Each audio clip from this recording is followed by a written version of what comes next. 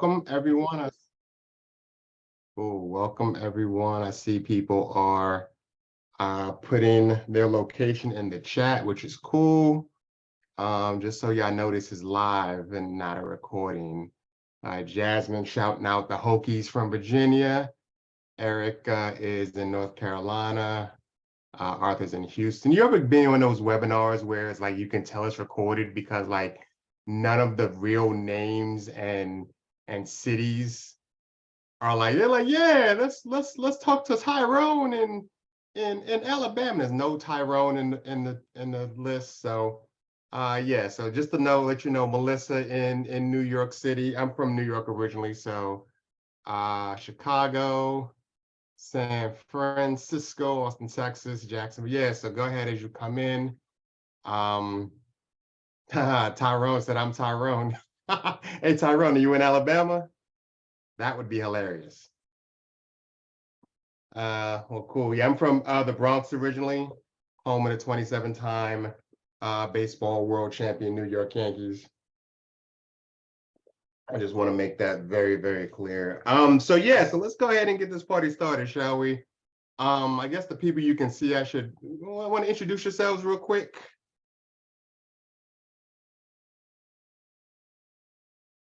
Is that a no? All right. You want us to introduce ourselves, Professor T? Is that what you're saying? Yeah, please do. Please do. For sure. Hey, everyone. My name is Eric Weissman. I work at the Turing School of Software and Design. We are an online computer programming bootcamp, originally based in Denver, Colorado, but now since we're remote, we serve the entire United States. So really stoked to be here with y'all, and super excited that y'all get to hang out with Professor T. He's one of our best instructors. Sydney, I'll kick it to you. Thanks. Hi, my name is Sydney Owens. I attended Turing and went through their backend program back in 2020. I currently work full-time as a DevOps engineer and then part-time here at Turing as a teaching assistant. And yeah, I'm super stoked to be here as well. Good deal. My name is Richard. Everybody calls me Professor T. It's easier to remember, easier to pronounce. And I will be your Alex Trebek for the next 2 hours. Eric, just in terms of full transparency, Eric's my boss. I think he's just here to watch me, make sure I don't say anything stupid, which is all good. I'm very okay with that. But yeah, so let's go ahead, and what I'm gonna do is, like I said, I see the people who have kind of put their information in the chat. I'm gonna ask you one more question. I should do it like this. I'm gonna do it like we do this thing here called chat waterfall. Okay, and what that means is I'm gonna ask you a question. You're actually gonna post your answer in the chat, but you're not gonna hit enter yet until I give you the signal to hit enter. Right. And what it does is when everybody hits enter the one time, like the chat turns into like a waterfall. And it's majestic. All right. So here's my question. I want to see how I want to word this. In 5 words or less, give me your experience in coding. 5 words or less. All right. So again, type it in the chat, but do not hit enter yet. You can give everybody about 30 seconds.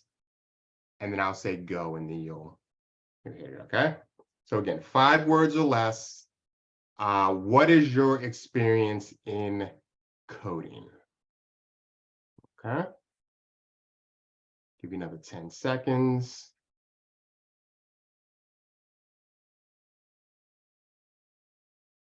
You can tell Monique doesn't follow directions. It's all good. Hey, Monique. 3, 2, 1, go. All right. So cool. So, and I like to read these. First timer, very little UX web design. I have no experience. I have web development with no experience, complete beginner. Looking at website HTML. That's easy. It's 0. I like it. Eleni, is that am I pronouncing that right? That's 10 words. It's cool. Cool. All right. Yes. So we have some levels here. I like that. We have some levels of like no experience at all, and we got people with some experience, and that's cool, right? So here's the really nice thing about what we do at Turing, okay? Most of our students come from no background, right? Some people are tech adjacent, and some people have, they're like, oh, I've been like a, web developer for years, but I wanted to kind of like get some more information and get some more, hardcore technology and maybe even move into like a different sector. Okay, so we got people at all levels. The beauty of it is we kind of start at the beginning. Okay, so if you have some experience, fantastic. If you don't have any experience, equally fantastic. Today, we're going to start at the level where it's like, maybe you have no experience at all. Okay, that's how we're gonna rock. And like I said, we're gonna actually do this like we do like most of our classes here at Turing, right? So we're going to, like the chat waterfall is one of those things. I introduce us to some other things as we go, okay? But I'm gonna share my screen. And you can give me a thumbs up that you can see my screen. It should be a Chrome tab. Yes, no, maybe so. All right, cool. Thank you very much. So I'm gonna stay on script because, like I said, my boss is here. So I'm gonna, in this live instructor-led workshop, you will build an interactive web page with interactive buttons that hide and reveal information.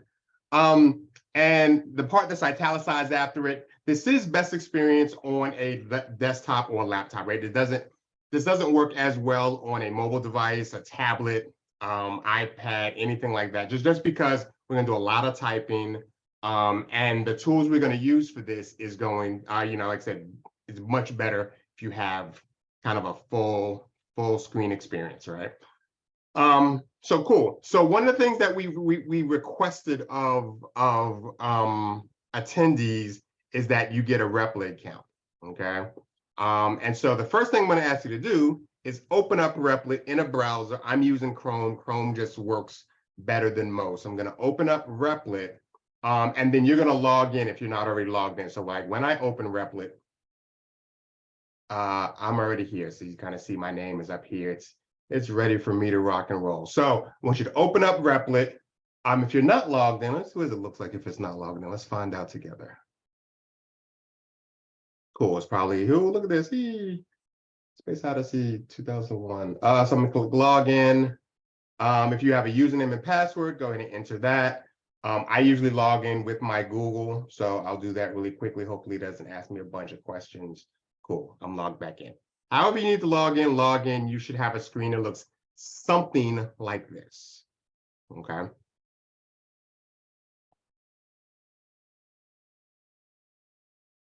Don't have to worry about the second one because it was just, I'll see everybody's name. If you want to add your pronouns, feel free.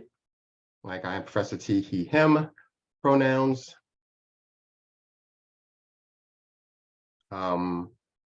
And we've kind of already done the introduction part. Like I said, that was you telling us where you are, and that's cool. So I like the fact that we're all over. Like I said, I'm in Raleigh, North Carolina. It is 6-something here.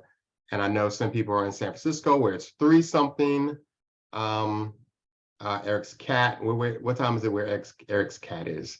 It's like 4-something, I think. Yeah, cool. All right, so here are our goals, okay? We're going to, oh, by the way, let me make sure I say this. Which one, are we gonna use the Q&A or we're gonna use the chat? I think we're using chat, right? Cool. Any questions at all?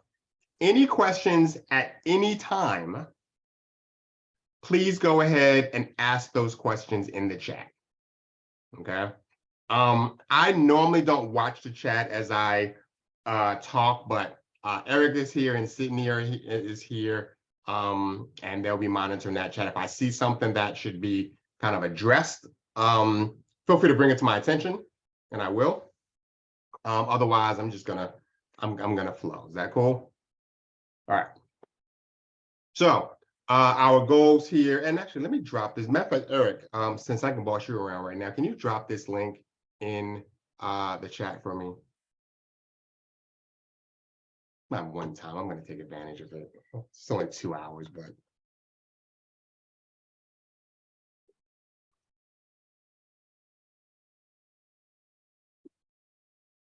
Cool. All right. So you can follow along. Like I said, you're opening up Replit and you're gonna open up some starter code that we have prepared for you. And so you can actually follow along with us. So as I do it, you can do it as well. If you prefer to just kind of watch, that's cool too. But it's designed for you to follow along. Okay. And so that's why, again, if you have questions like as you're following along, please go ahead and ask those. Okay. And like I said, because we're using kind of webinar format, just go ahead and ask your questions in chat. Okay. So let's talk about something official, shall we? For the most part, we're going to talk through 3 different languages, and we can debate that terminology here, but we're going to walk through 3 different languages here briefly. Okay, we're going to get exposure to all of those. Okay, the first one is called HTML. Okay, pop quiz. Does anybody know what HTML stands for? Go ahead and pop it in the chat if you do.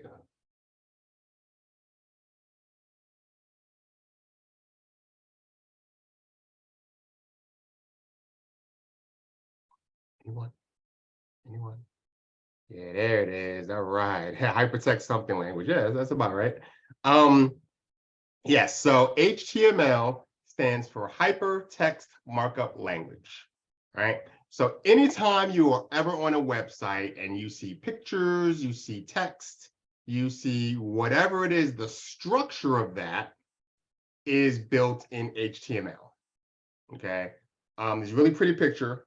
Someone added here, think of it as the skeleton of the web page, right? Like our skeleton. Without it, we would be just a blob, right? It's a cute analogy, right? But we would just be a blob. So HTML is the skeleton of our web page, right? And we'll see some of that today. CSS, pop quiz, what does CSS stand for? Oh, this is fun.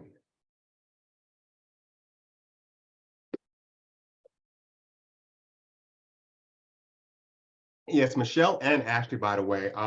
Hopefully everybody can see it, but Eric posted the link that we're going to open up. And also, yes, open up a free Replit account. There we go. Cascading style sheets. Thank you, Timothy. Cascading style sheets.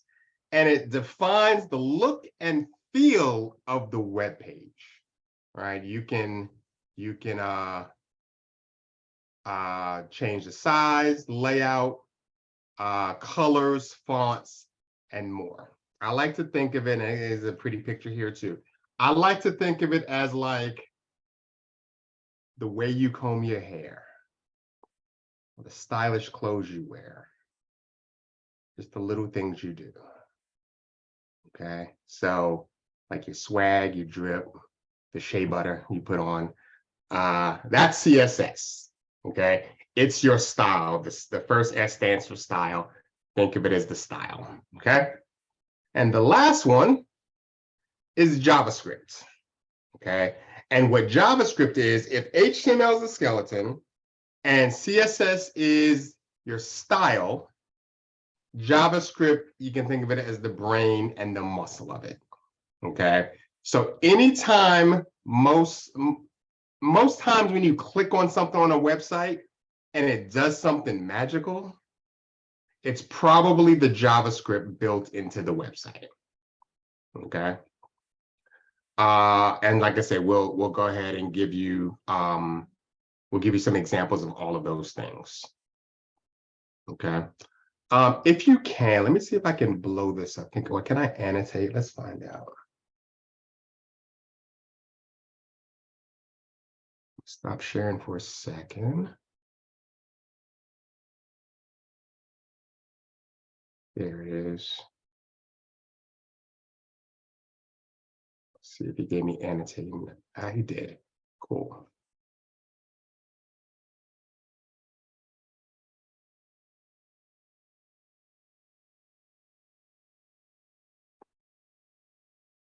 We'll go ahead and actually just kind of go.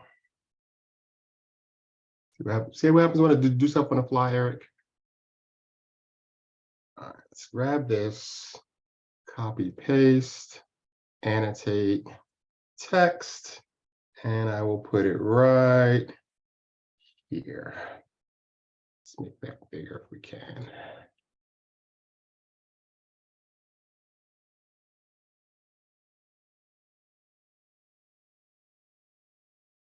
Cool. Can you see that website right there? It's near the bottom of the page there. It's a little bigger than it was up here. Okay. Like I said, I hope you can see where Eric has posted that link in the chat. Because we're going to walk through this kind of step by step for the most part.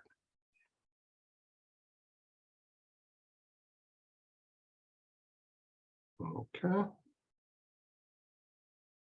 Cool. So here's a couple of rules before we kind of move into actual content, right? And if this, you see this, the heading says, be nice to yourself. I promise you, because I'm sure Eric can attest to it, I'm sure Sydney can attest to it, you're going to make mistakes today, all right? I've been doing this a long time. Eric, you've been doing this a while. Sydney been doing this a while. Still make mistakes every day, right? Well, maybe not Sydney, but you're going to make mistakes, okay?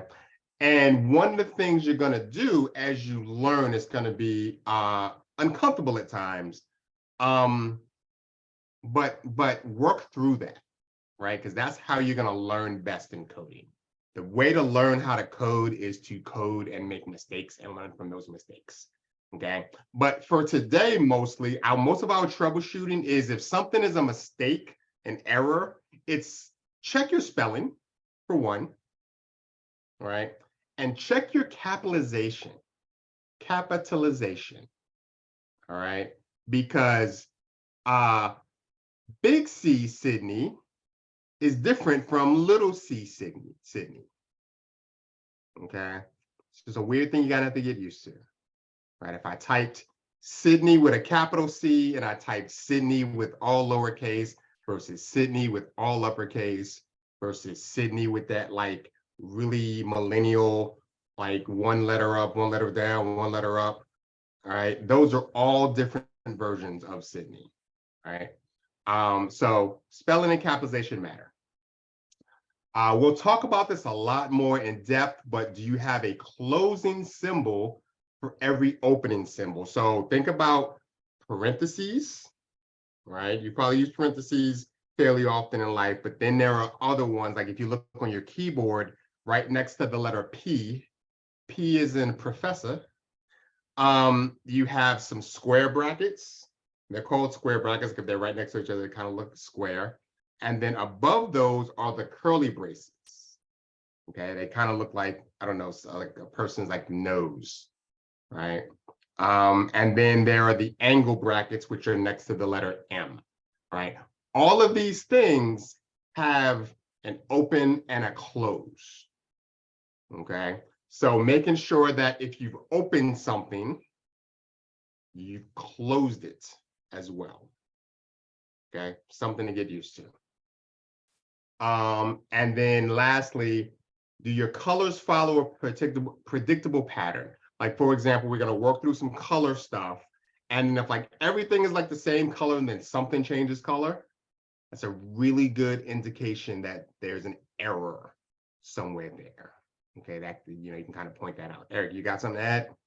No, I think that's all great. I did see a raised hand from Michelle Reed. Michelle, I'm going to allow you to talk. What question do you have for us? I think you're still on mute though.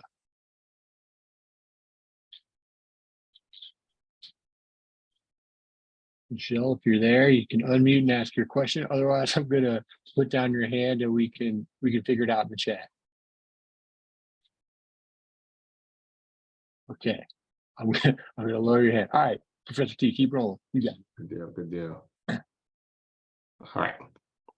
Cool. So first thing we're going to do, where are we at in time? Cool. So the first thing we're going to do, if you're now logged into your Replit account, okay, we're going to open up this starter kit. So under project setup, there's a link here that opens up your starter kit, which means there's some code that's already been written, right? So you're not gonna write from like a blank page. That's like scary.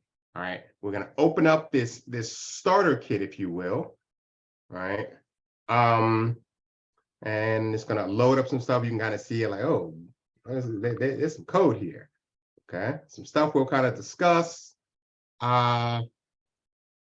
There's actually the script is empty, and then the style got a lot of stuff. So there's 3 files here. We have a .html file, right? That was one of our, that's the skeleton. We have a .css file, which was, like I said, your swag. And then JS stands for JavaScript, which is going to be, like I said, the brains and the muscle, how things kind of work behind the scenes. Okay, so we'll kind of take a look at all of these things here in a bit.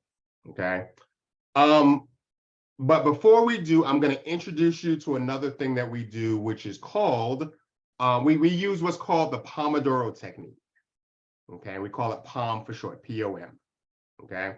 And what that means is that we usually work for about 25 minutes at a time, take a 5-minute break, and then get back to it, okay? So we're gonna do that. It is 25 after. We'll resume at 30 after, 30. That's gonna give us a chance to kind of stand up, stretch, get some water. If there are some issues you're having, like in terms of, oh, I can't open my Replit account, or I can't open a starter kit, or whatever the issue may be, we can take care of those things really quick. But other than that, let's go ahead and come back at 30 after, wherever you are, that 30, okay? And Michelle, I see you got your hand up, so we'll go ahead and help you out. Everybody else, go ahead and walk away for a bit. Hi, sorry if I missed that. So I created the Replit account, but what am I supposed to navigate to see what you have on your screen? Yes. So one question, well, my first question is, did you also open up the it's this website right here? Am I still sharing? I am still sharing. Oh, I didn't see it in the chat. Yeah, I posted it a couple times in the chat, and then I also posted, like, if you want to open 2 tabs, maybe get that the try.turing.edu JS newbies in one tab, and then open like that starter kit in another. Okay. Oh, okay. My bad. Okay, I see what's up. Oh, I haven't posted. Okay, my bad. Sorry, y'all. I'll get all of that in there right now. My bad. I was posting to the wrong. Yeah, we good. My bad. Okay. Oh, were you posting to host and panelists? Yeah, I see that. Yeah. I'm all. Yeah. Okay, let me. I got you. And this, I'll post the other link to you right now. Okay. Let's see. Just gonna post it a bunch, so it's all right there. There we go. Yeah. Sorry, so Michelle, go ahead and start with that one that says try.turing.edu. And that's going to give you this page that I'm working on. And you'll see it has the skeleton and the clothes and the brain. And then I want you to scroll down pretty much to the bottom of the website and open up where it says, click this link to access the starter kit. Those 2 things, and you'll be good to go. Okay, let's see. I see something there. Okay, so I see like all the coding all the way down to line 43, and then. So okay, yep. So do you see the link where he has try.turing.edu first? I see. I see run, and then No. Wait. So in the chat, do you see Eric's last post? And there's a website. It's https://try.turing.edu. Do you see that link? Yes. Let me make sure I. Okay. I just directly sent it to you, Michelle. Do you see? Okay. Yes. Okay. Yes, I clicked on that. Okay. And then we're going to walk through all the stuff in Replit after we come back from our little break. So feel free to step away, stretch a little bit. I'm going to do that myself. Yeah.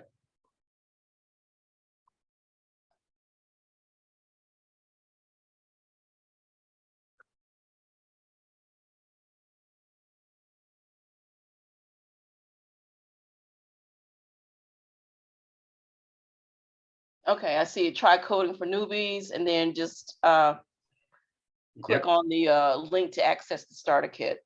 Yep, so go scroll all the way to the bottom, and under the section that says project setup, next to number 1, that's the link for the starter kit. Okay.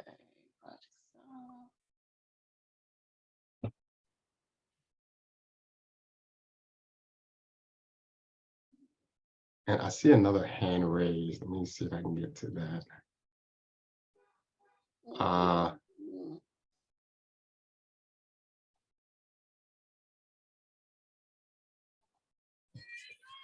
Hi. Hello. I don't know. Hi. So I just want to clarify. So I have the Replit open. I've used Replit before. Should we copy the code to edit it? Should we like copy the code, make a new Replit so that we can edit it? For Yes. So after our break, I'm going to show you, if you don't already know, how to fork the Replit. Okay. But yeah, I'm going to do that right after, like probably in about 60 seconds or so. Okay. Okay. Okay. I think because I had signed up for just sign up for Replit before I clicked the link. So I'm in. Oh, okay. I see that it says starter kit. Mhm. And your starter kit should look something like this. There's a whole bunch of code. And I think you were there before because you said something about line 43. yes. Yep. So Yes. fork. So it has all this code. And Mhm. let me lower my hand. Yes. Do I need to click on run? No, I want you to click on nothing yet. Okay. All right. I'll sit right here. Sorry about that. No worries. No worries. See, this is the fun thing about technology, right? Like, we got a pretty decent amount of knowledge, and it's like, oh yeah, it's still hard, right? Just making sure that everybody's on the same page. I mean, there's 28 attendees, there's the 4 of us. And yeah, just kind of balancing it. Like, so imagine doing this every single day. But I love it. Been doing it a really long time. So I'm still sharing my screen. Yes. Cool. All right. So hopefully again, so the link, the try.turing.edu link, that Sydney, yes. The last link that Eric posted, that's try.turing.edu/JS newbies. That is the page that we're working from. And near the bottom of that page is project setup. And the number next to number 1, there is a link to access the starter kit. And it's going to open up a page that looks very much like this. Okay. One thing I want to make sure of is, again, you are logged into Replit. Okay, because when you're logged into Replit, you can actually do things with this starter kit. Okay. And so the first thing I want to have you do, because you can't really do much of anything just yet. Actually, you can run it. You want to run it? Let's run it. Let's run it. Let's run it. Let's be bad. Let's be bad. Let's run it. I'm gonna click run. And what you can see is that it kind of opens up. It says glossary of terms here. And then it says, you know, it's an HTML kind of box here. So it gives us a little definition of HTML. Okay. At the end of this, we're going to have some extra boxes with some other definitions. And if we have time, we're going to make those boxes do things. Okay. But we can't do anything with it yet because we don't own this code. Okay. In fact, you can see it belongs to the Turing School. That's us. Okay. But not even I own it. Like somebody, I think Eric's boss's boss owns it. Right. So what we're going to do is we're going to click on this fork button. Okay. And it might be in different places on your screen, but on my screen, it's a bluish button. It's like a Carolina blue. And if I hover over it, it's like a Sigma blue. And I click on fork. And now I can name it whatever I want. Okay, so I want to keep the the name it has, but I'm gonna add to it at the end. I'm just gonna put my name after it. So I'm just gonna do Prof T, right? So I know it's like mine, okay? So I want you to click on fork. I want you to kind of do a dash and add your name to it.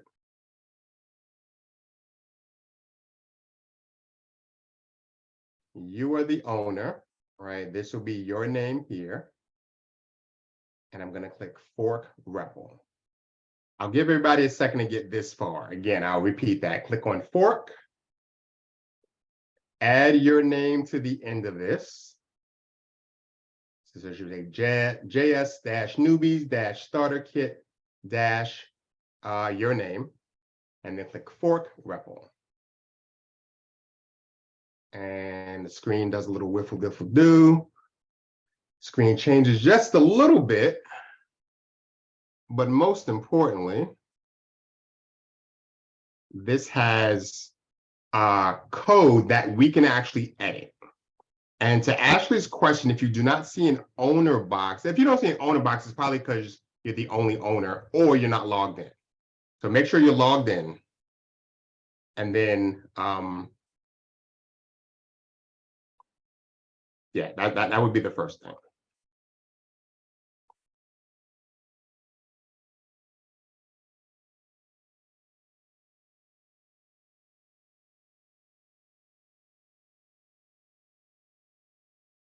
I'm going to go through this fairly quickly. Like I said, this is all about exposure. You're not going to become, newsflash, you're not going to become an expert tonight. All right, we're going to give you some exposure. You'll be able to see, you better show your friends, your family what you did today. But don't go applying for jobs tomorrow. Okay, not with the knowledge you're going to get today. Okay. All right. So this HTML page is a little frightening. I'll say that. It's a little frightening, okay? Because there's a lot of stuff going on. There's these, like, remember the angle brackets I was talking about, the ones that look like this? There's a bunch of those, a lot of stuff in between them, right? But I want to turn your attention to a couple of them. So on line 17 on mine, I have this, it says H2 class equals heading, and then at the end of it, there's something else. And then, but look at what's between there. Glossary of terms. Do you see, I'm gonna get you, Eric. Do you see where glossary of terms is here on the right? Right, so this glossary of terms on line 17 matches up with this glossary of terms over here on my webpage. Eric. Yeah, I was just gonna say, if you could bump up your code text to just like a couple points. Sweet, thank you. Is that better? Cool. Yeah, I usually have my resolution different, and then I just didn't change it. But yes, so this right here matches up with this here. All right, so now we can kind of see what's going on. And the same thing with line 26. This HTML lines up with this HTML here. And then you can also see where you see this longer sentence here. Lines up with this long sentence, or I guess paragraph here. Okay. So everything we can really see, as you can see, all this extra code we don't really care about right now. Everything we need is pretty much between here and here. So everything I've just kind of made blue.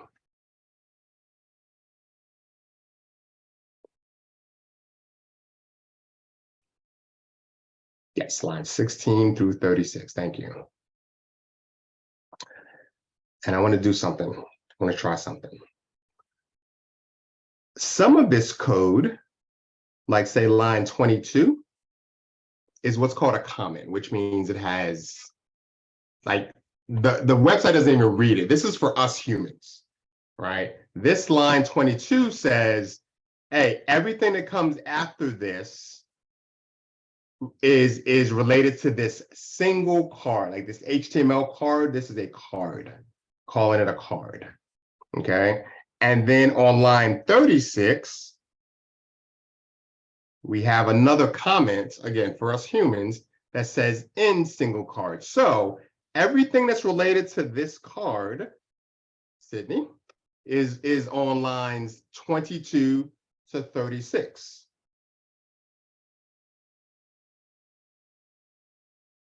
Okay. So I'm gonna highlight it again. I'm gonna make sure I kind of get some like a blank line above it and below it. So I'm gonna start on line 21 and I'm gonna drag down to line 37. So I'm gonna get that blank line above and below it. Because what I want to do is I'm gonna copy this. If I right click when everything is blue and I go to copy,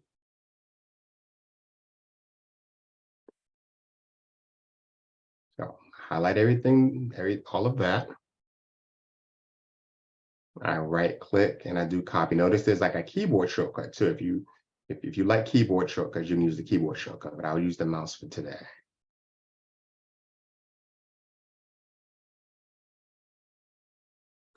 To get the web view, to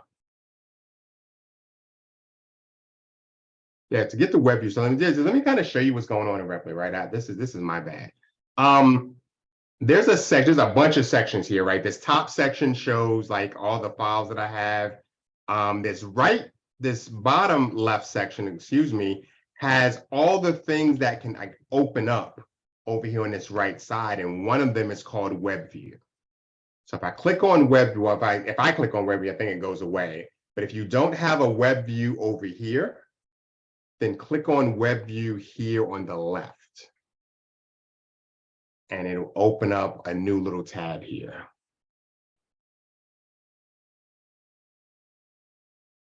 And Eric said if I click run, then it actually do it too. Yeah, and it looks like it does. But yeah, a lot of different ways to do the exact same thing, right? I can click on web view here, or I can click run and it'll kind of do it for me. Good call outs. Thanks, Eric and Sydney. That's why we were a team, right? All right, so back what I was doing. Like I said, I highlighted lines 21 to 37. I right click and did copy because I'm gonna make a copy of this card right underneath. Okay. So now that this is blue, I'm gonna click just on line 37. Okay, I'm gonna click that. This should be a blank line between end of single card and this /div. Okay. And what I'm gonna do now that I'm in this blank line, I'm gonna hit enter. Now I got a blank line on line 38, and I'm gonna right click and I'm gonna do paste. And when I do that, yes, I want to allow that. Okay, see how Chrome like makes sure that you sure you want to do that? I do want to do that. I'm gonna say allow here. And now I have a copy of this single card. See that? That starts down here on line, for me, it's line 39. So now I have two single cards in my code. Single card that starts at about line 22 and then starts at line 39. Okay, for me, if yours starts on a different line, that's okay. And what I'm gonna do over here in my web view is I'm going to refresh and click on this little loopy arrow that's gonna refresh my web view. And what happens when I do that? I now have two cards here, just like I have two sections of code here.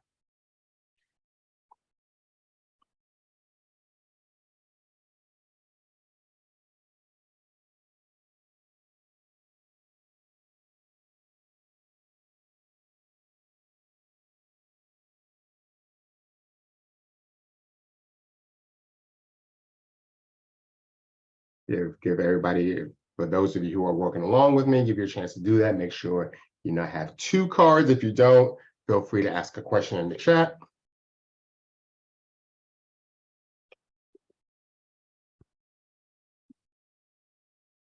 All right, due to lack of questions, I'll move forward. In this second card, right, again, it's a copy of it. I don't need 2 HTML cards. I will make one of these a CSS card. So for me, it's line 43. It's this P tag here. And I'm just going to change from where it says HTML, I'll just change it to CSS.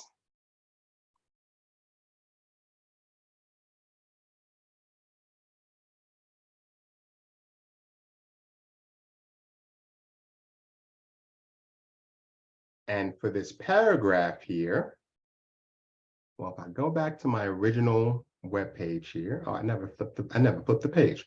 I'll do that in a second. So I'm going to change this CSS to, I'm going to go to my HTML content.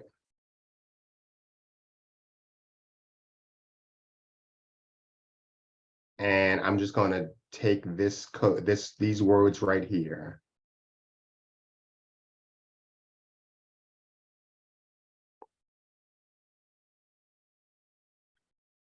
I can copy them or I can type them. The one beauty about being a software developer is I'm going to teach you, at least in these 2 hours, how to be lazy. Software developers are highly paid and lazy. And I'm okay if that's recorded.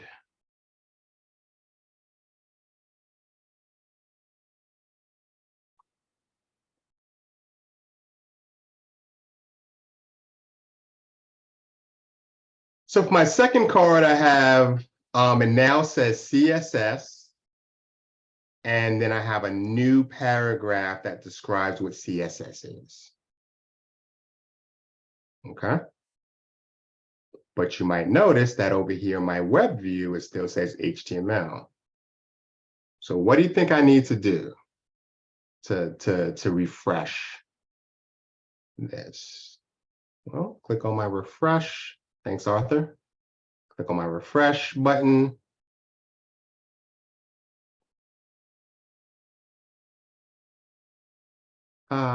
It's punking me right now. This is hilarious. So if you don't want to refresh right here, I just refresh the whole tab up here.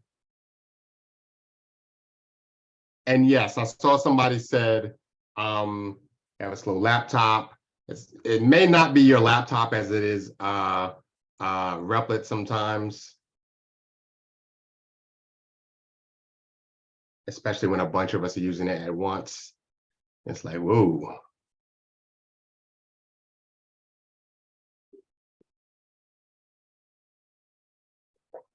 So yeah, so since I'm waiting, when you're when you're a software developer, and Cindy can speak to this, we end up like installing a lot of programs on our computer, right? And so when we're actually doing like actual development work, you know, we're running it from our computer and then we'll upload it to places.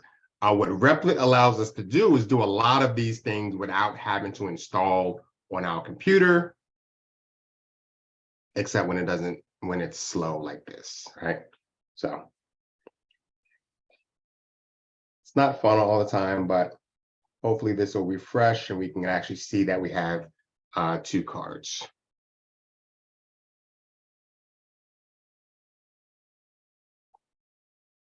So Arthur has a question about Replit versus Gitpod or GitHub.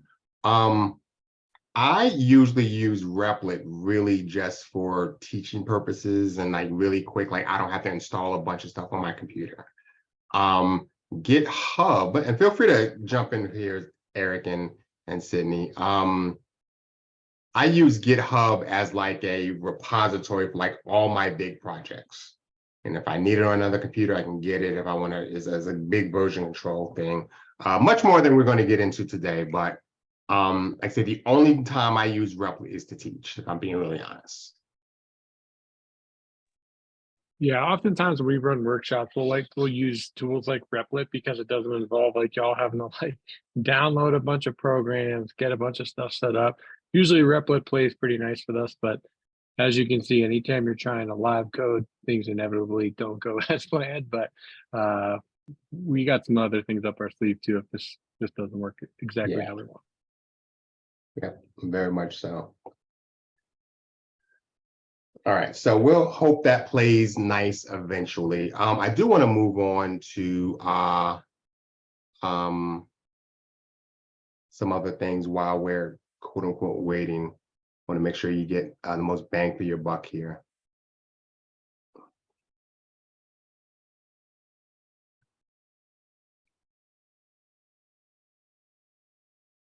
And Michelle said she's ready for CSS now, so let me, you know, I don't want her to wait too long. I'm just kidding, Michelle. I'm kind of kidding. What's up, Michelle? Hi, sorry, I was just trying to catch up because it took a while for the cards to go from duplicate into 2 cards after I refreshed. So the time I did that, then it's like, oh, where did he get the CSS stuff from?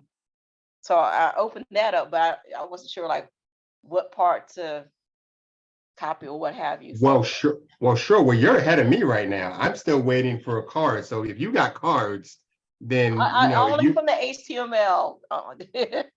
Oh, no worries, no worries. But yeah, if you got cards, you're ahead of me. So I mean, I can turn the mic over to you, and I'll let you No. see this part. Now, like I Professor said, T, I'm in the sorry. chat, in the chat, Valor, sorry, hopefully I'm saying that right, mentioned that if you hit that, like on the web view panel to the far right, there's like a pop out that opens in the new tab that they said they had slightly better luck with getting it to view, but yeah, Replit's just not playing nice with us right now. Let's find out for sure.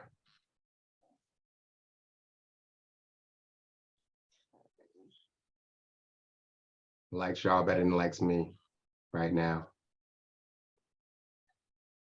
So I guess my question is, when you went and you grabbed something from the CSS, Oh, so I was trying to figure out what part you grabbed or what you did there. oh, So I got you. catch up. I understand that. Yeah, sorry. So what I did, all I did was that there's a page here that just kind of gives me a short definition of what CSS is. Mhm. You could literally just type anything here. I just wanted to make sure that you have something that's different. But I went to, let me make sure, if you're on that first page, on that initial JS newbies, Okay. and then if you click on HTML content at the very bottom of the page, Mhm. and scroll a little bit where it says modify the existing code. And there's a bullet for CSS, and I just grabbed what was next to CSS. Okay, let me do that. No, this site can't be reached. Oh, there it is. Hey. I feel like I feel like a Denver Nugget right now. All right.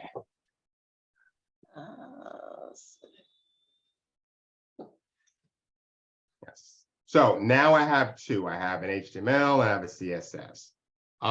Yeah, I see some people have some issues, and what probably happened, if I'm being real, so yeah, what probably happened, you might have some overlap between this card and your second card, right? So I want to make sure that there's no overlap here. Yeah, best thing might be to kind of undo a couple of things, but yeah, but I see Sydney and Eric are on it in the chat. So yeah, it's just really just kind of making sure. Like I said, here's the beauty of this. Like on your own time after this, you have this website now, right? So you can actually just kind of follow along and do this on yourself if it's not working for you right here, right now. Plus you got the recording, right? So you'll be able to kind of pause things, or you'll have the recording. You'll be able to kind of pause things and kind of move forward at your own pace. Okay.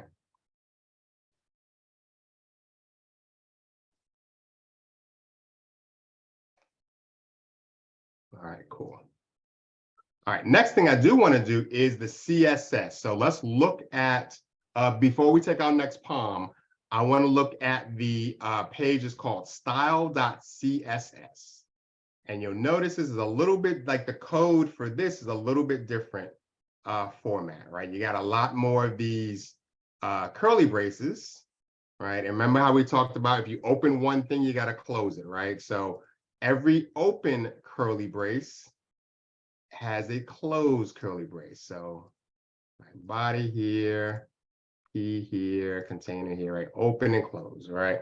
Again, we're not going to dig very much into like what all of these things mean, but we're going to change a few of them. And when we do, you'll notice some differences pretty fairly quick. Ah, there we go. There we go. All right. So it's 55 now. 6:55 in North Carolina, 3:55 in San Francisco, 55 wherever you are. We're going to come back when at the top of the hour. So 0 zeros. And again, we'll address a few questions if you need. So I'm actually going to stand up for a minute. Yeah, you do your thing, Professor T. We got you if folks are. Appreciate you.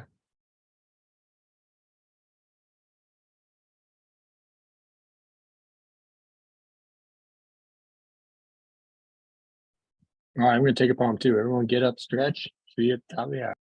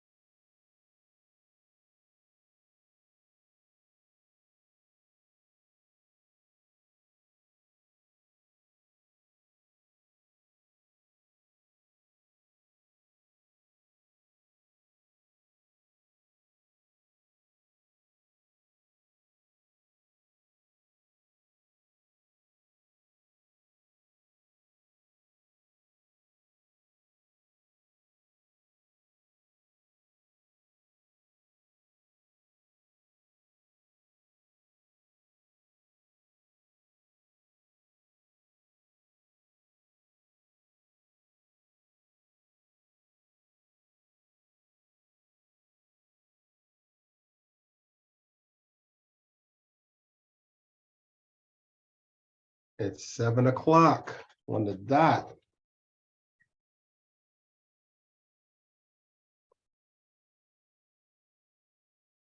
All right.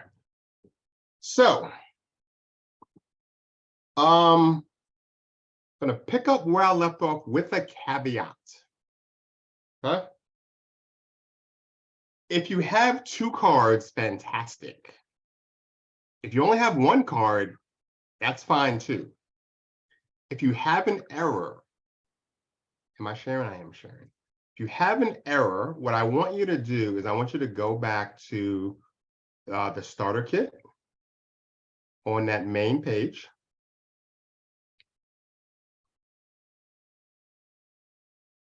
And fork it again. Give it a new name, like add your last initial or something. But then you'll at least have working code. And it's okay if your cards are different, right? It's not a big deal, right? Because what we're gonna do now is gonna be, like I say, it's shea butter from here, okay? We're gonna do, I say that because Sydney cracks up every time I say it, all right? It's all about gonna be style and pizzazz from here, okay?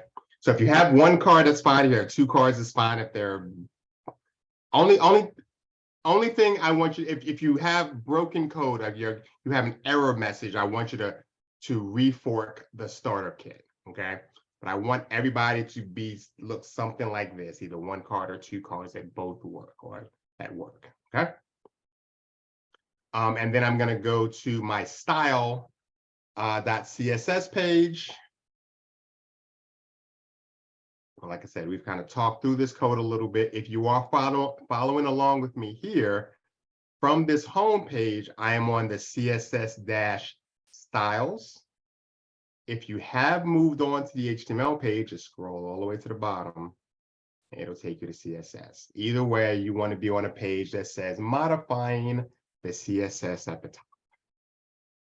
And Eric is on top of it. That's why he's the boss, because he got this figured out.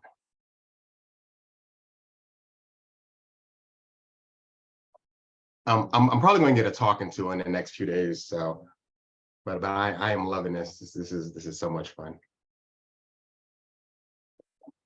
Hope y'all having a good time too. That I do this because I enjoy it. I hope you're enjoying it too. I hope you're enjoying learning. Hope you're enjoying doing something and making things cool and pretty. Okay. All right. So what we're gonna do here is we're going to, like I say, we're gonna change some styles. Okay. And what these things, like said, we see where it says body, it says P here, dot container, dot heading. If I look back at the index, that HTML page, you'll see they match up to some of the tags that we have here. Like this is an H2 tag, right? This is a div tag. Here's a P tag, right? So this P that's in the angle brackets matches up with this code that's on line 7 through 9, for example. So all of the P, which stands for paragraph, have this color. It looks like a darkish, it's not black, but it's a dark color, okay? And this heading has all of these things. There's a margin of a certain number of pixels. It's aligned in the center, right? It has a specific font, a specific color, and it has a specific font size, right? So even without looking back at this, anybody have a guess? Send it to me in the chat. Do you have a guess on what this heading code on my CSS file is referring to?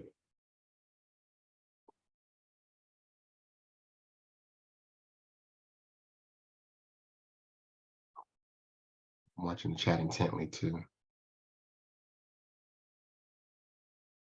Top of page, the color of the card, almost. Glossary of terms, uh-oh. Yeah, so this part that says heading, right? Let's not guess. I'm gonna go back to index and I'm gonna look for something that says heading. I go back to my index and I'm just gonna eyeball this for a bit. And I found something on line 17 that says this class is equal to heading.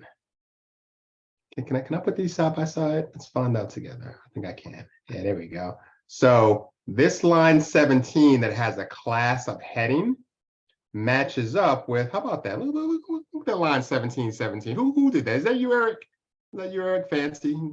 You dance like it was you. All right. So this lines up with this. It's not going to line up line by line every time. That's a crazy coincidence. But this margin, this center alignment, this font, this color, and this font size says, hey, take this heading and make it orange and I'm gonna move this back over here. Make it orange and 40-point font and quicksand font. Center it on the page and give it a margin of 30, for example. Okay. Let's do something. Let's change the color here. I'm going to deviate just a little bit from here because I think we can make this glossary of terms. We can see those changes more quickly. So where it says on line 21 here, where the color is looks like this orange, but you see how these like this is like coded. This is a coded color, right? FB 8500. If I said, hey, I want you to get me a jack-o'-lantern that is colored FB 8500, like, good luck, right? So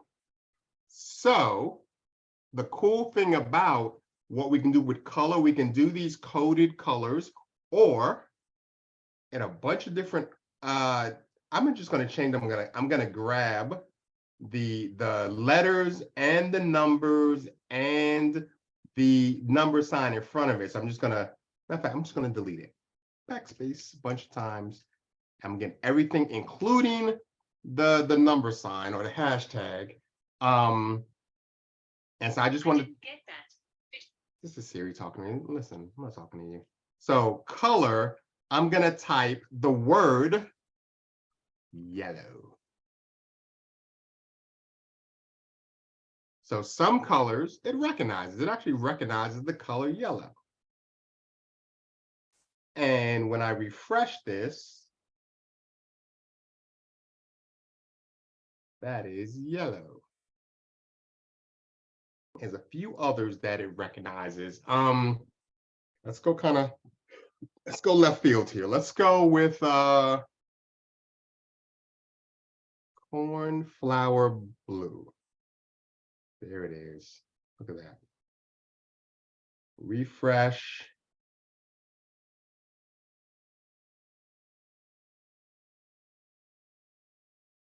I think I'm testing Replit a little bit here. Yeah, the Replit's not liking me right now. So yeah, there's a good handful of colors that it actually recognizes. And I think, let me see if I can find it really quick. There are actually about 140, it says only 140 names. That's more than the crayons got in that box. So whoever typed only, let's get rid of that. 140 color names. Rebecca Purple, how about that? Somebody lobbied for that.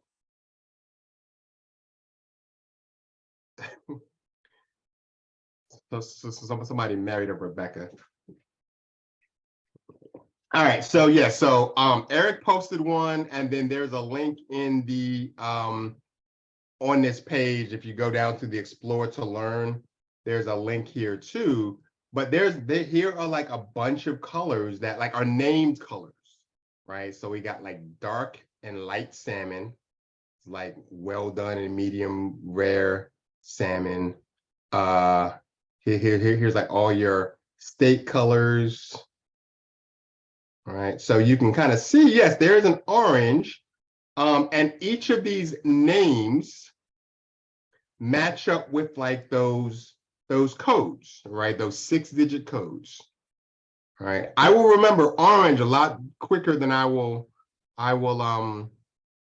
remember this code here. Jasmine, can you demonstrate with the RPG? Yes, I sure can.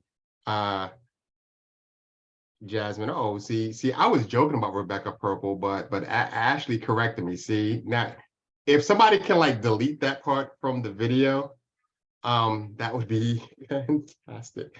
So yeah, I think I can do that really quick if I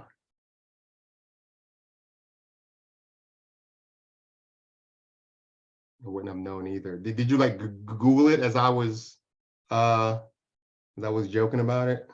Hope not. Let's see what's up with Rebecca Purple. Uh-oh. You looked it up. Cool. So yeah, let me see if I can do that really quick. Let's grab a let's grab a light salmon here. I think I can, so I'm just gonna grab that. And these numbers kind of match up with this hex code, by the way. Again, I'm not going to dig into it too much. But again, I can get rid of my cornflower blue. Did it ever refresh? It didn't. So maybe not.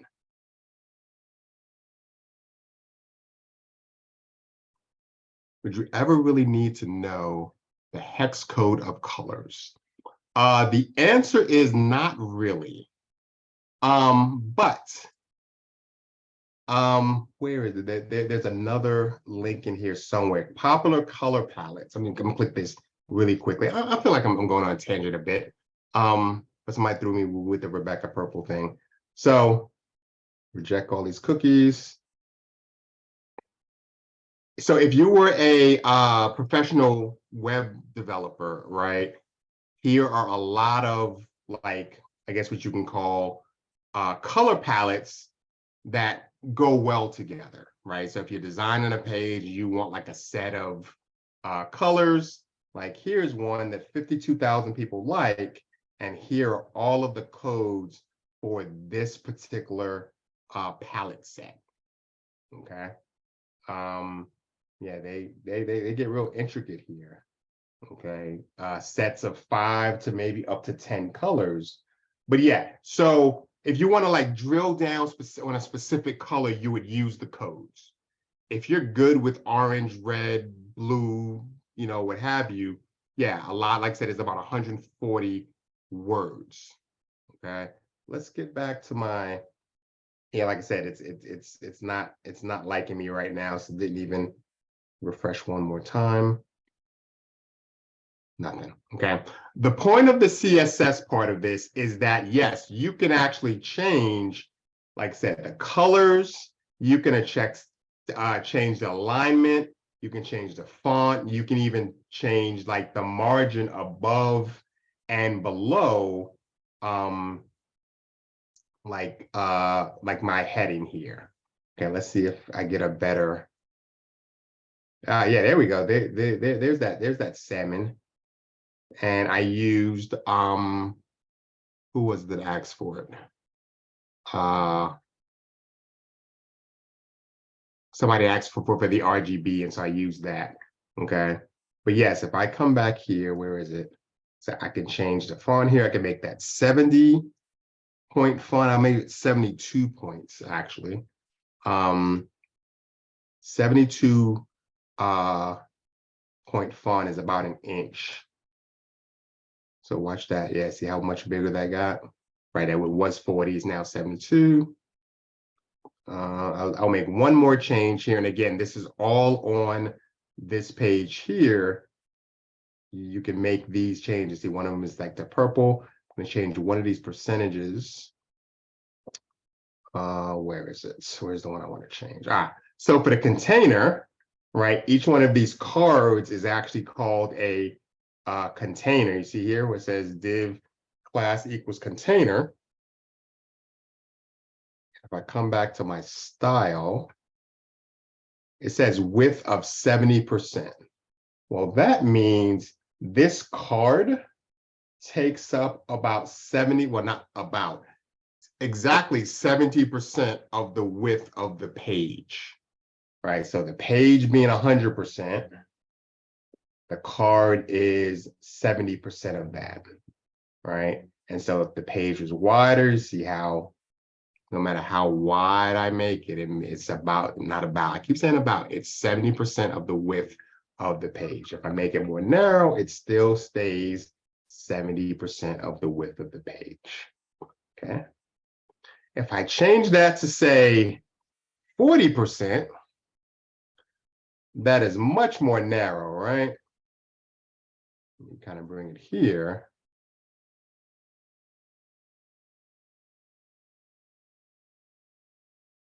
Yeah, much more narrow here, was not a lot. Didn't really change. Let's see if I can, let's make it 90, make it 90%. Oh, I see why, because there's a max width here. Let's do this. Let's pull this away. There we go. Now that's about 40%. Okay. So again, the style sheet here, the CSS file, is where I can make adjustments to, again, like I said, font, colors, size, a little bit of everything. Okay, like I said, this is how you dress. This is how you do your hair. This is how you style your beard. This is the spritz you put on after you shower, right? Stuff like that.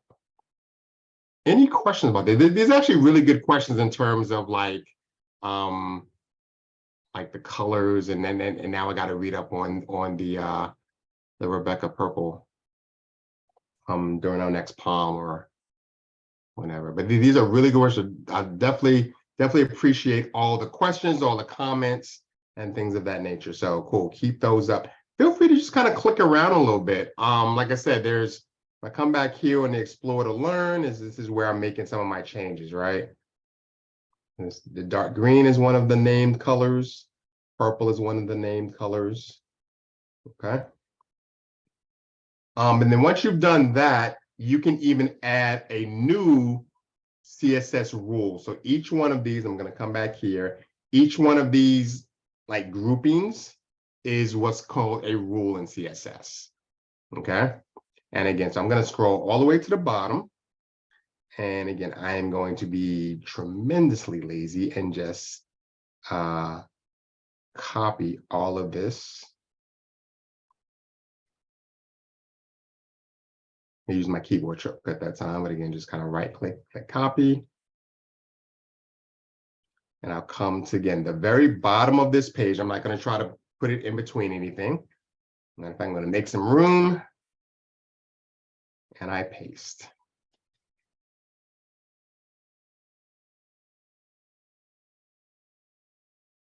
And I don't think it's going to do anything noticeable just yet. There it is. It's not going to do anything noticeable yet. But in the next, if we have time, actually, I'll demonstrate once I add some more to this, what happens. I'm going to do one more thing. Where is it? I've lost it. Yes, here we go. I'm going to add one more line of code to one of my existing rules. So in the card text rule, right? So for me, it's line 48, probably should be for you too. Line 48, where it says .card dash text, and then there's a group of code there, right? And my line 51 says line height colon 1.6. I'm gonna put enter right there, okay? So I'm gonna do another line right before this closing curly brace here. I wanna make sure I'm inside of this group, okay? So for me, it's line 52, and I'm going to type display colon none, N-O-N-E, followed by a semicolon.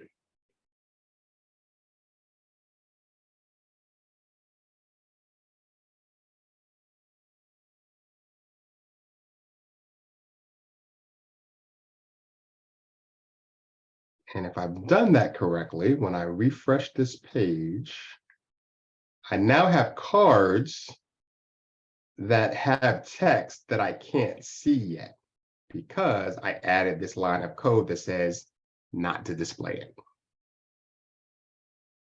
Okay. It's like, oh man, how do I get to it? Right? These arrows should work. Well, the arrows don't work, you know why? Because we haven't written any JavaScript to make them work.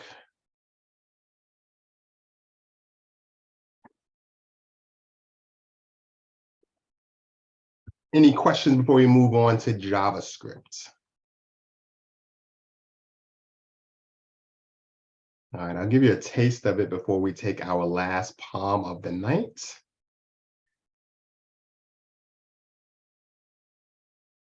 And I have a real pop quiz for you real quick. Which one of these files do you think I will type my JavaScript code into? Will I type it into my HTML file, my .js file, or my .css file?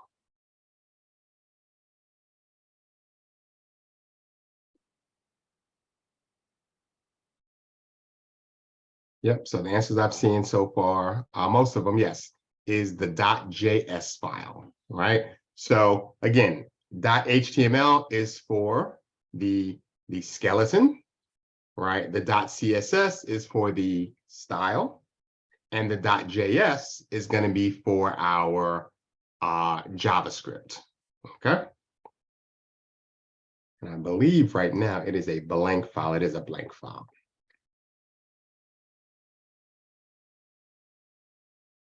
And if we're being really honest, this is the one true programming language that we're going to learn. Right? Everything, HTML is markup, that's the M. CSS is styling, right? But JavaScript is a actual language that when you run it actually does something. Blank file is both exciting and frightening. Yep. Like, what's gonna happen? Ah!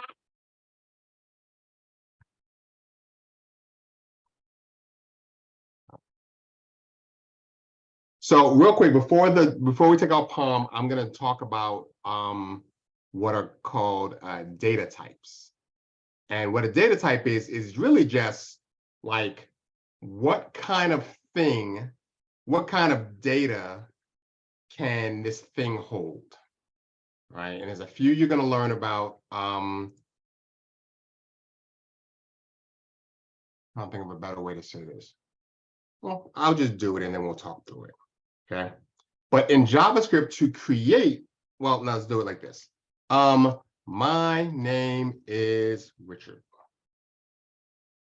Okay. Those are words and they're in double quotes. And we call this a string.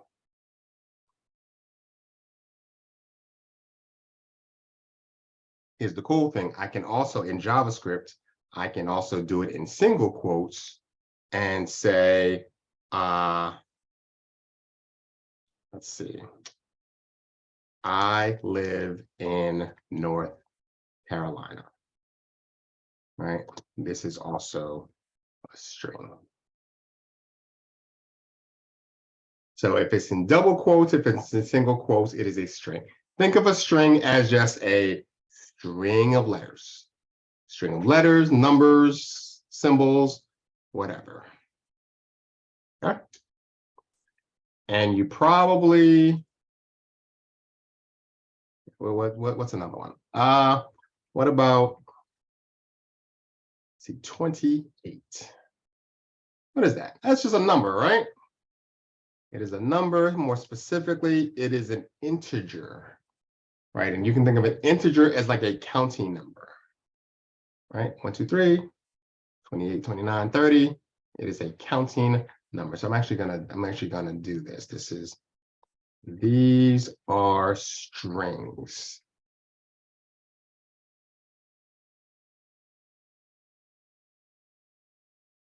And then I'll say these are numbers.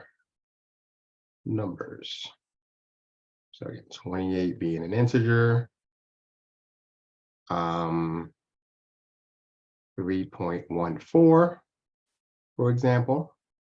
You may remember that from math class, very long. Well, for some of us, it was longer ago than others. But this is what you might call a floating point variable. Exactly, McGriff. Okay, so we got strings, we got numbers, we have a bunch of different data types. And so this is how we kind of control the type of code we're going to have. So that's your little teaser before our last POM. It is 26 after. We're going to come back at 31 after. 3-1.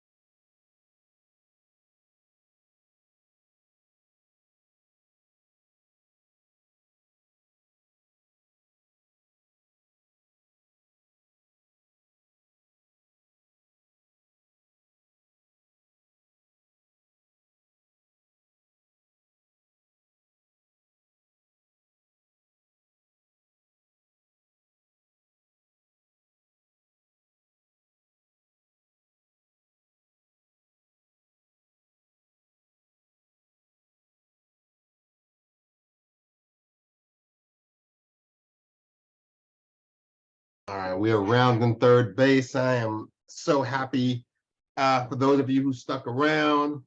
Hope you're learning a lot. Hope you're having fun. All of the above. Let's go ahead, and I am sharing my screen. So let's go ahead and do something with these values, right? We talked about data types now, but we're going to now save them into what are called variables. This is so I should call it a value. Okay, so I'm gonna so a variable is essentially, you think of it as a container that stores some information. Oh, where'd your faces go? There they are. Okay. So like I said, I have, this is a string, this is a string, this is an integer, this is a floating point variable. Great. But what can we do with them? So now I'm going to create variables. I'm actually going to end up getting rid of this soon. But to create a variable, there's specific syntax to create a variable. So I'm going to say var, V-A-R, short for variable. And I'll say, I'll call it, I'll just call this one my first name. First name. And notice how I am kind of capitalizing things. As I do this, there's a specific way we do these things. But I'll say var first name and then equals, and then in my quotes, again, I'll say Richard, followed by a semicolon. So what this statement does, it declares a variable called first name, and it gives that variable a value of Richard. Okay. Now, notice I don't have a space in here. I can't say var space, well, I can't say var first space name. It has to be all together. And the reason why I capitalize this in is because it makes it easier to see like where a word stops and the new one starts, right? Now, if it's just one word, like if I just say var age, right, I don't need to do any capitalization. Okay. And for the purpose of this seminar, I am 28. This is why I don't need sitting on camera right now.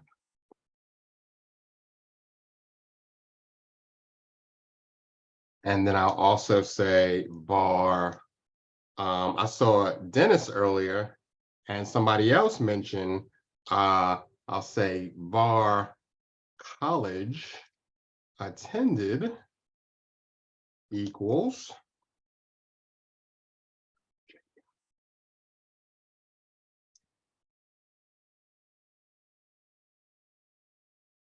Oh, actually, I'll do this a little bit differently. I'll do this one with the single quotes.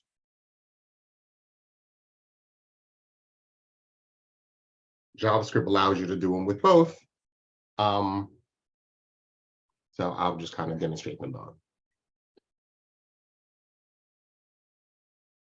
Right. And like I said, I'm going to get rid of the stuff up top just for now.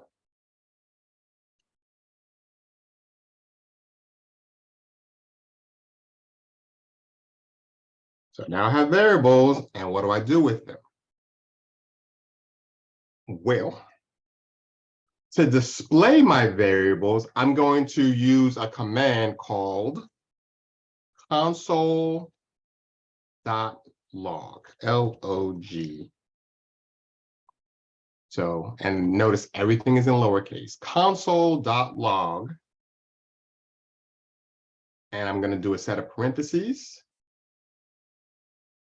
And then inside the parentheses, I am going to do a couple of things. I'm going to do this first. I'm going to say, hello, everyone.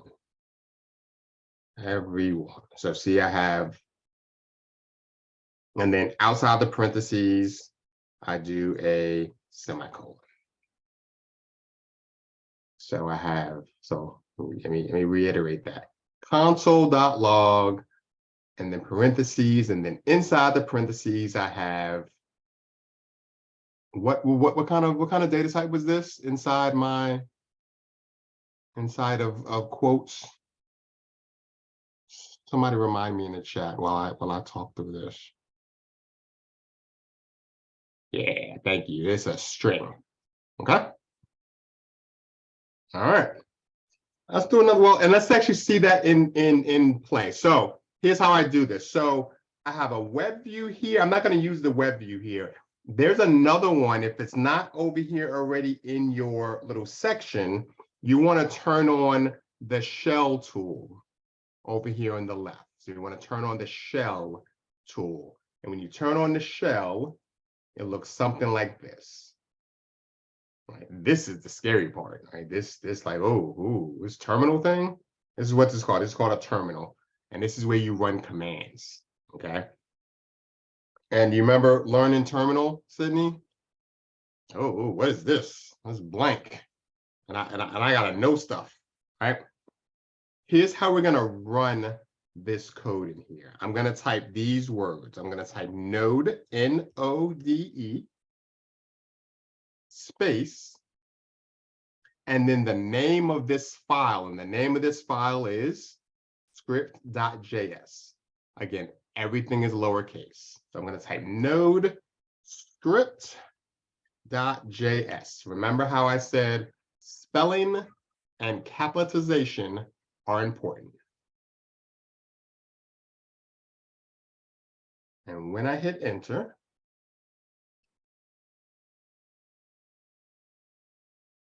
I'm getting punked again. All right. We need to accept one of these. So really easy fix, okay? Just hit enter one more time.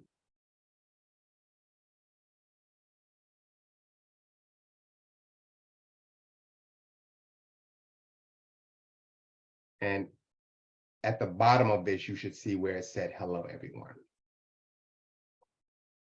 So you type node space script.js, hit enter. You probably have to hit enter one more time. It had to install something. That's what happened. But eventually it installed it and now says hello, everyone. If you type that again, node space script.js, it doesn't have to install it again. It should just show you.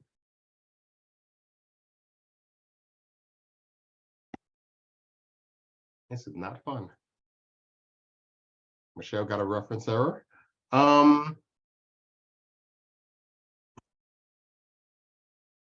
What if I choose another one? Reloading shell. Let's see if I can see if it did it one more time. There we go. All right. I don't know why it do it twice. But yeah, if it gives you that weird thing, just hit enter again. If you get a reference error, this is actually getting a reference error is great. Remember how I said earlier, like if you make mistakes, like it's okay because you get to learn from them. If you got a reference error, it means something in here is wrong. So Michelle, let's go ahead and give you chat. I might enable her chat real quick.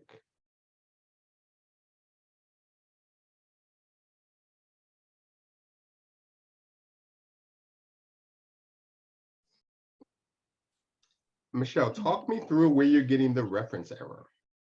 Okay. So I call myself following along, and after I typed everything in, okay, the last thing this is like a home runner, the JS newbie starter kit, Michelle, in the script, variable first name, Michelle, semicolon, and then it's like looks like about 3 lines of space, and it says reference error, Michelle is not defined. Do you have Michelle in quotes? No, I do not.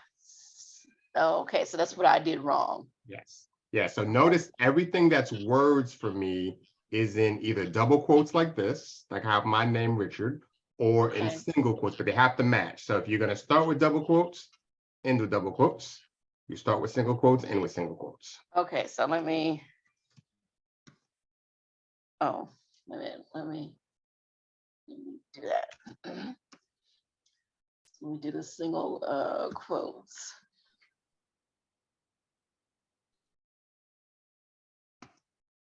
And then I just click run again. No, don't click the run button. Go ahead and type this again, node space script.js. Okay, so.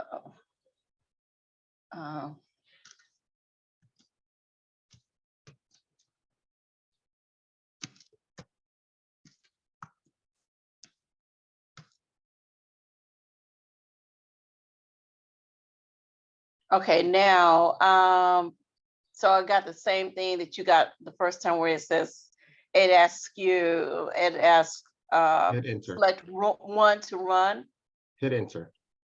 enter. Adding node success. Then I got hello, everyone, detected change in environment, reloading Perfect. shell. See how I got the same thing? Yes, You're good. okay. Cool. All right. So a couple more things I want to do here, and then I'm going to kind of just do a real quick demo for you. We got 18 minutes left. So cool. We got our hello, everyone. And that's what console log does. All it says is log, or essentially like display whatever you have in the parentheses. And this is what we call the console. We call it terminal console. You'll hear a lot of different terms for it. Okay. I'll do another one. I'll say console.log. And this time, instead of putting things into quotes, I'm going to use one of my variable names. Right? Like I said, I saved my name into this variable. Right? So now I'm going to, instead of typing like Richard in quotes, I'm going to type first name. Notice I match my capitalization, so only the N of name is capitalized. And also notice the first name is not in quotes.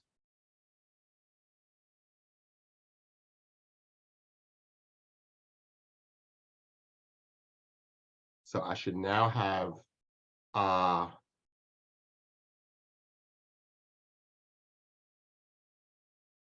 Michelle, you're missing the semicolon after hello, everyone. After the parentheses. So now when I run this again, see how it says hello, everyone, and then my first name, because line 6 does the hello, everyone. And the line 7 does my first name.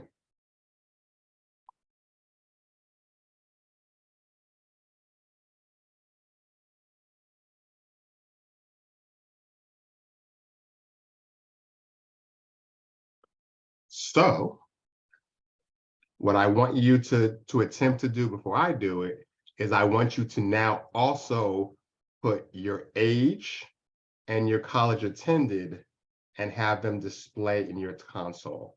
So essentially, if it was my screen, it would say, when I do run this command, it should say, hello, everyone, Richard, 28, Virginia Tech. Which means how many console.log statements should you have?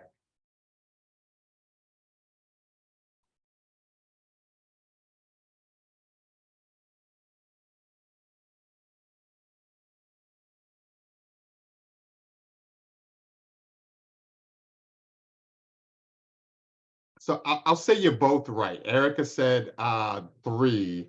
That's not counting the hello, everyone. That would just be the variables that we had. If we count the hello, everyone, it would be 4. So Eleni, I hope I'm pronouncing that right, and Michelle, it would be 4, correct. I'll give you about a minute.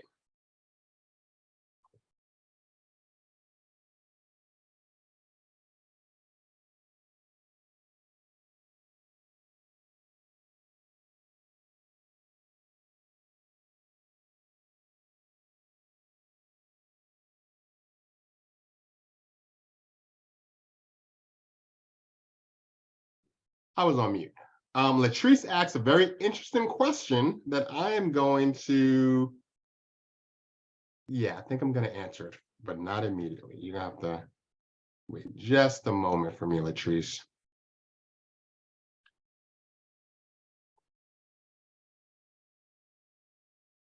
I like Eric's suggestion better. Try it out, see what happens. For the rest of us, didn't work. For the rest of us, I'm going to go ahead and finish this. I'm going to put, so I do console.log. I'm going to do age on a new line. And then I'm going to do another. So my fourth line will be console.log, parentheses, college attended.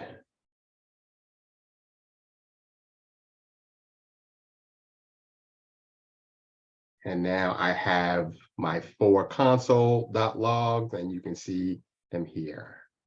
Hello, everyone. And then my 3 variables, Richard, 28, Virginia Tech.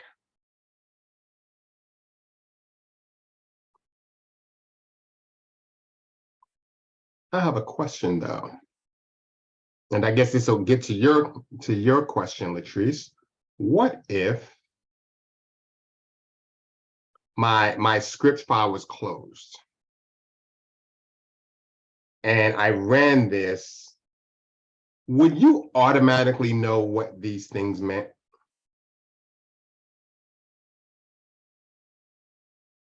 Probably not, right? Like, is 28 my age? Is 28 my waist size? Is 28, see, there you go laughing again, Sydney.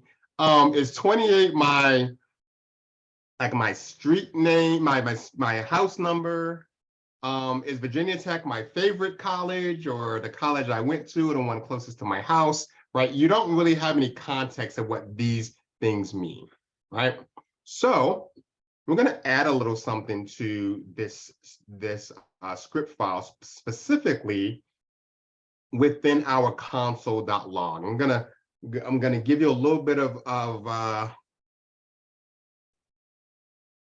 vocabulary. I want you to, here's my challenge to you. I want you to say this word in like a conversation sometime this week. The word, I think you know what the words are, Sydney and Eric. I want you to use the word concatenation in a regular conversation, right?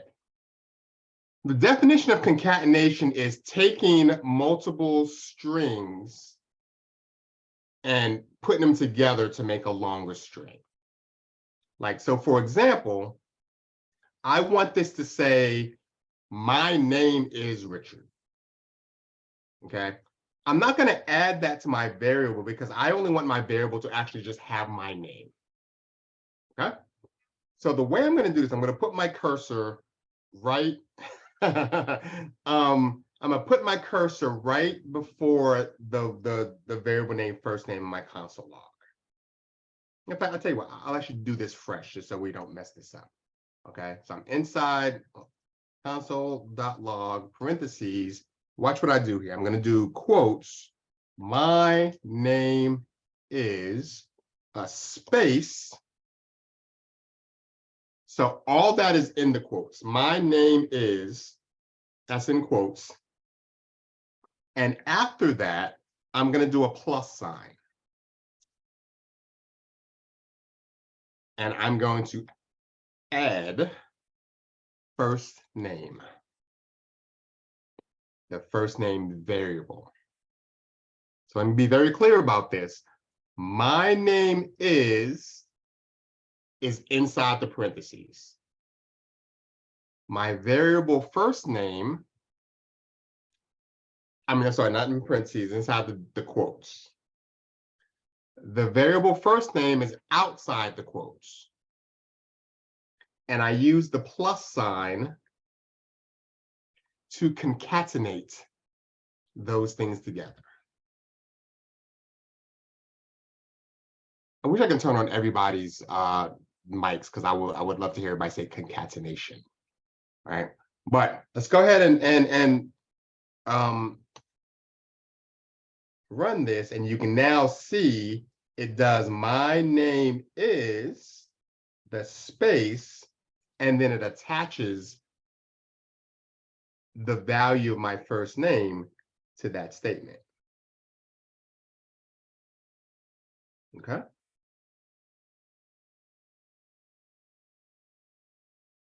Is anybody brave enough to help me with like doing something with my age?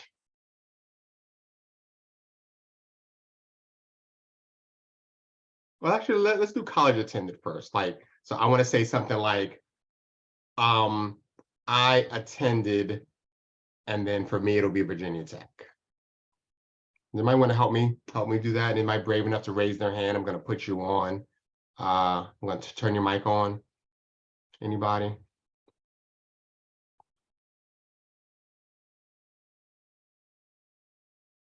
Oh, we got a couple. Eric, I want you to promote one of them. Let's hear from Tracy. Okay. Okay, Tracy, you should be able to talk now, I think.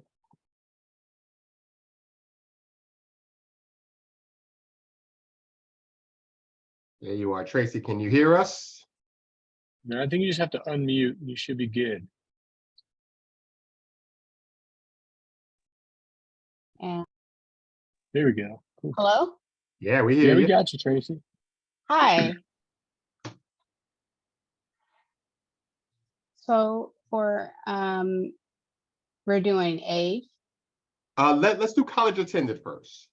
So I want to Okay, say something so- like I attended, and then for me, it So would would be. I'm sorry. So will we start with the parentheses again and say I attended? So you're inside the and parentheses. the parentheses, I attended, in quote, In quotes, there we go. So Plus. I attended plus college attended. the college attended variable. Very nice. Am I missing anything, or is there anything you would change? We would have it the semicolon on the outside Yep, I got a of semicolon on the the outside. parentheses. Mhm. So let's run it. Let's see what happens.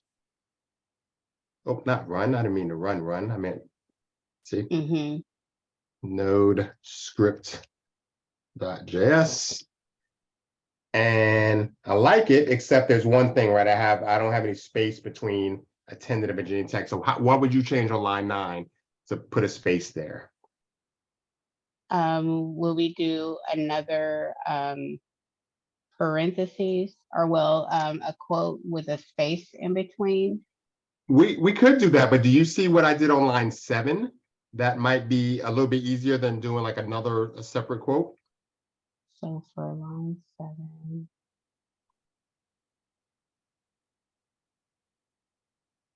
So we put a space in between the plus.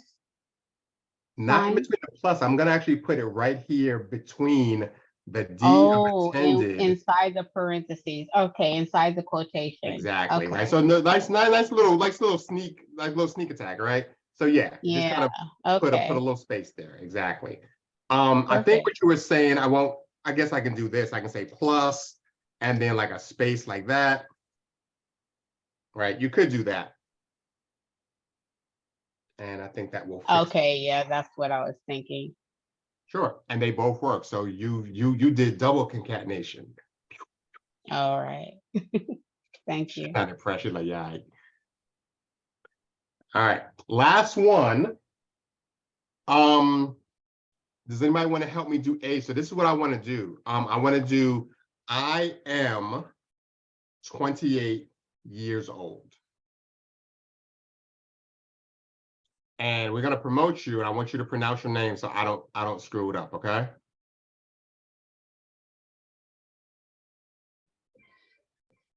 Hi, my name is Darlene. I have a Darlene. really long last name. Yeah. So I'm not gonna say my last name because it's No, just it's all really good. long. But for age, I'm guessing, yeah, so we start with quotations. You can write I am space at the end. Mhm. Move over to the end of the quotation plus age, that's our variable, plus open quotations again, space, years old. And that's it. Let's see it. Perfection the first time. Very nice. All right, good deal. So yeah, we are winding down. I definitely want to give you, I want to make sure I am conscious of the time. We have 3 minutes left. I want to do 2 things in these 3 minutes. One is I want to demonstrate something really quickly.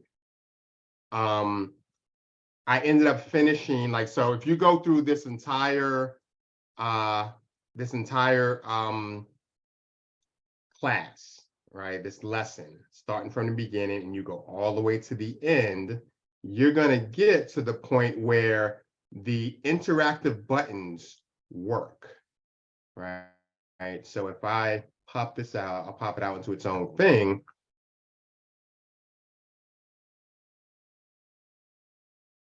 These drop down little menus work. And you see even how the arrow is flipping upside down when it's open versus when it's closed. So what that is it was these last 2 things that I added to the CSS file, including this display. But then my JavaScript,